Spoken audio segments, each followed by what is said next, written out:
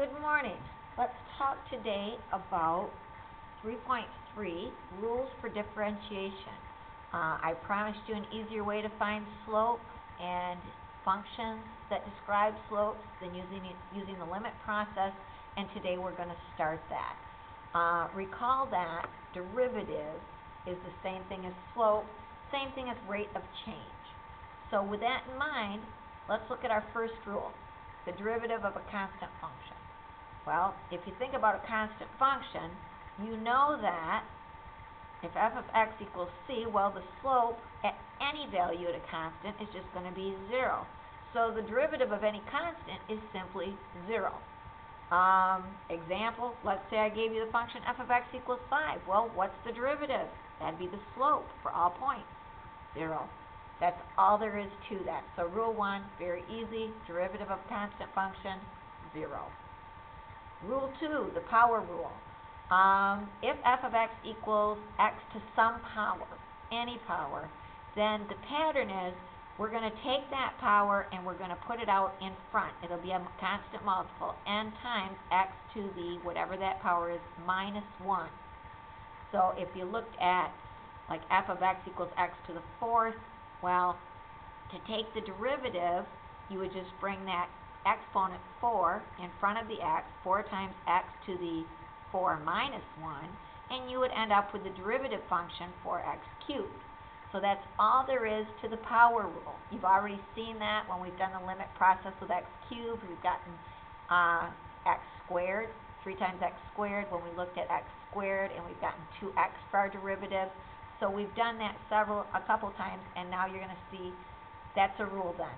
Every single time, power rule, just take that power, bring it out in front of your exponent, and take that exponent to one lower power. Constant multiple rule. If you have some function, if u is a function of x and c is a constant, so you've got a constant times something else, a constant 3 times the sine of x, 3 times x cubed, or in our case, f of x equals 2 times x to the 4th power. F prime of x is simply you take that 2, and now you're going to multiply it because you're bringing that 4 out in front, and that's x to the 4 minus 1/3. So you actually end up with 4 times 2, 8x cubed for your derivative function. So it's exactly the same as the power rule, but you've got a constant, so you just, whatever your exponent was, you're multiplying it to the constant. And that will get you your derivative function. So quick and easy ways to do this, not so lengthy as our derivative process. The next rule, rule 4, this is the last rule we're going to look at today, the sum and the difference rule. If f of x is several functions linked together with a plus or minus sign, I'm just putting down 2, u plus or minus v, f prime, take the derivative of this one, plus, minus, whatever it is, the derivative of this one, and you can go in a huge, as many as you want. So, let's look at this example. F of x equals x to the 4th plus 2x cubed plus 2x squared plus 4.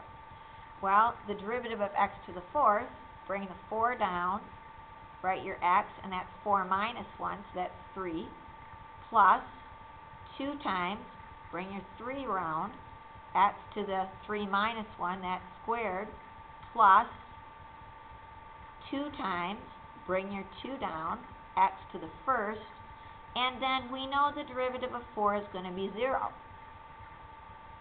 So now if I simplify this, and I'm sure you'll get to where you're just doing this in your head, 4x cubed plus 2 times 3 is 6x squared plus 2 times 2 is 4x plus 0 I don't have to write down. So here is the derivative of that huge thing. If you think about doing that with our limiting process, it would have been a big mess, but doing it this way, quick and easy to do. How are we going to use this? Well, a big way to use this would be finding horizontal tangents of a function. You might get a question like this. Does y equals x to the 4th minus 2x squared plus 2 have horizontal tangents? If so, where are they? Well, we know a horizontal tangent, the slope would equal 0. So if I was going to look at this function, maybe I was going to graph it to see what it would look like.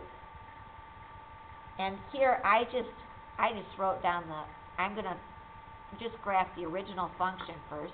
And the window I'm going to put it in is -3 to 3 by 1 and -5 to 5 by 1. And you get a look at this, and you can see that the horizontal tangents, they're going to be anywhere you can see that horizontal line. So the minimums and the maximums. You can see there's going to be a horizontal tangent, if you looked at my paperclip here, at about -1 and about +1. Also, you'd have a maximum tangent right here at about 0. So that's how you did it in pre-calc. You just found the values of the maxes and mins. So you'd say, okay, where x equals ±1 and x equals 0. You can see that from this. Now, what we're going to do now is in calculus, we're going to take the derivative of the function and find the zeros. So this will be a nice check for you, but I want to know that you can take the derivative of a function, set it equal to 0, and find it. You won't always have a calculator to do this. This would be harder to factor, to find your maxes and mins. This, not so much. Let's take our derivative. If y equals x to the 4th minus 2x squared plus 2, well, you bring your 4 down, x cubed minus 2 times 2 is 4x, and then this is plus 2. That's just going to give me a derivative of 0. So now I don't even have to worry about that. So here's my function, and if I look at setting it equal to 0, there's my, and let's factor this. I can see there's 4x would be one factor, and that would leave me x squared minus 1. Well, x squared minus 1, I know, is the difference of two squares, so I'd have x plus 1 and x minus 1 here. Now, if I set each of these factors equal to 0, 4x equals 0, well, x would equal 1 in this case. If x plus 1 equals 0, x would equal -1, taking away 1 from both sides. And if x minus 1 equals 0, well, you add 1 to both sides, and x equals 1. So notice, when you set your derivative function equal to 0, that will give you the maxes and mins of the original function. Now, if we look at this on our calculator, I'm going to just turn on this derivative graph, and we'll look at it. Here you can see, notice, the minimum value, the derivative is 0. The maximum value, the derivative is 0. The minimum value here, the derivative is 0. So again, at -1, 0, and 1, the derivative graph equals 0. And that's telling you the slope of the original function is 0 in those places, -1, 0, and 1. So that's how you're going to find horizontal tangents. You're going to take the derivative of the function and then find the zeros. Take the derivative, and factoring it, always the best plan. So let's say find the zeros by factoring. Can you check it with your calculator? Definitely, but you need the skills to be able to do this without the calculator also. Sometimes we do use this calculator.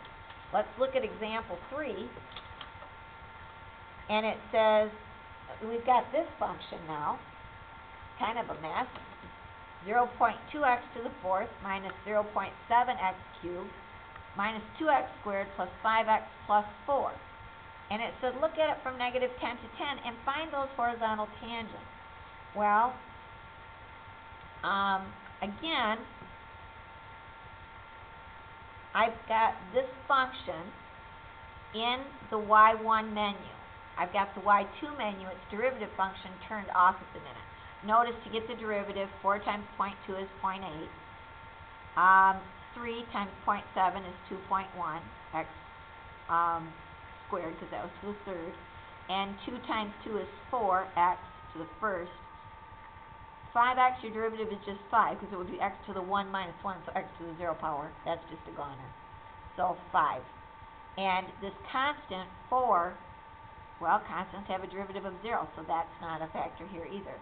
So now if I just look at this, from negative 10 to 10, I will see that there is a minimum here, a maximum here, and a minimum here.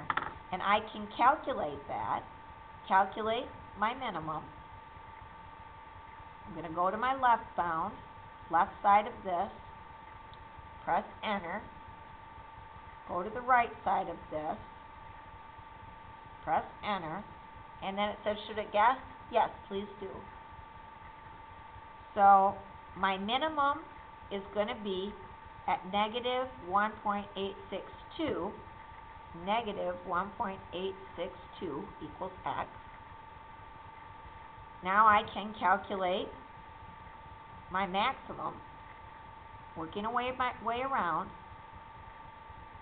and here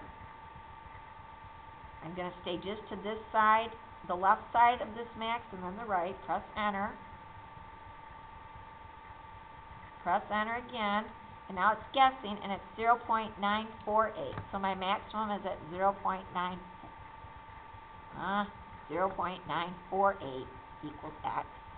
And then I'm going to find one more minimum, calculate my minimum.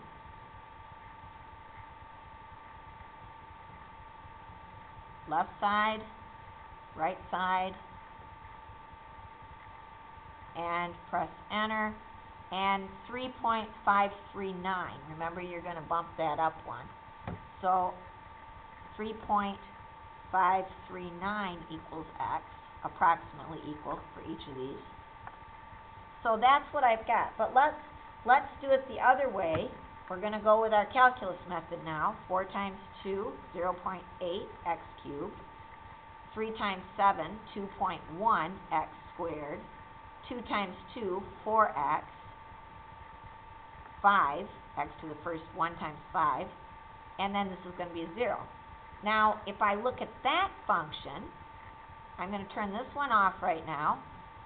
Turn that on. With your calculator, you're graphing it. Here you go. Now in this case, all I'm going to do is calculate my zeros every time. Calculate the 0. Go to the,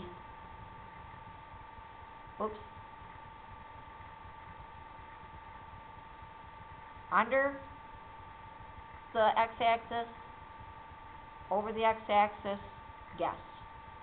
Negative 1.862. Notice, calculating my zeros.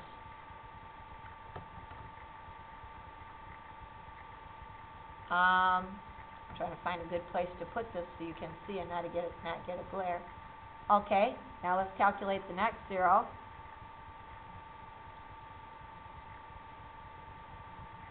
Above the x-axis, below the x-axis, 0.948.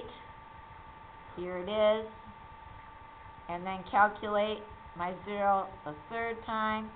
And we're going to start below the x-axis, go above the x-axis, and here is my 3.539. So you can do it by calculating zeros also. So hopefully this was helpful to you. Sorry I can't be here today, but I have all the faith that you guys can do this very successfully, and tell me what a great time you had with it tomorrow. So take care. Enjoy the calculus.